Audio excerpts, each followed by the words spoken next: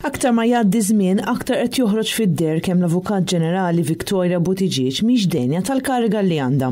Hekk intqal fl-editorjal tat-Times of Malta li jitfadal fuq din il-kariga meqjusa bħala waħda mill-karigi l-iktar importanti f'pajjiżna, hekk kif flimkien mal-Korp tal-Pulizija u mal-Qorti għandha s-saħħa li tinforza l-liġijiet.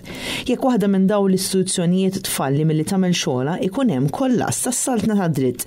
L-editur ifakkar kif każ partikolari Victoria Buttigieg irrifjutat milli tippreżenta ċerti dokumenti bl-imħallef ikun imħasseb ferm dwar dan l-atteġġament tal-Avukat Ġenerali, però jidher li dan ma kienx l-uniku każ.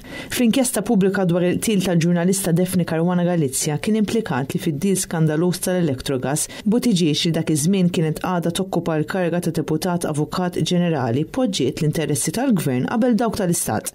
L-editorjal jgħid li nstabu numru ta' emails li indikaw li Buttigieg aċċettat proposta mit-tim legali tal-konsorzju li tikkonferma li Ministru seta' jiffirma l-ftehim mingħajr iħtieġa ta' approvazzjoni mill-Kabinet jew mill-Parlament.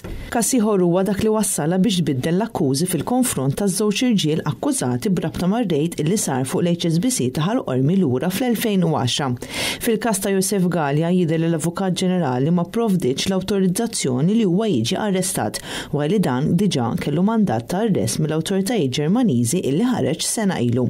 Mal-ħatra tagħha ta' Avukat Ġenerali, il-Kamra tal-Avukati kienu mħasba b'din il-karga peress li hija għandha nuqqas ta' esperjenza fil-liġi kriminali u jidher li l-Kamra tal-Avukati qed tingħata raġun. L-editur jgħid li l-Avukat Ġenerali ma jistax jitneħħa jekk mhux bil-permess tal-President tar-Repubblika wara li tieħed vot fil-Parlament ta' mhux inqas minn 2/3 tal-Kamra. L-editorjal item billi jistqar li f'dan l-istadju l-unika għażla għall-Avukat Ġenerali hi li tirriżenja mill-kariga tagħha.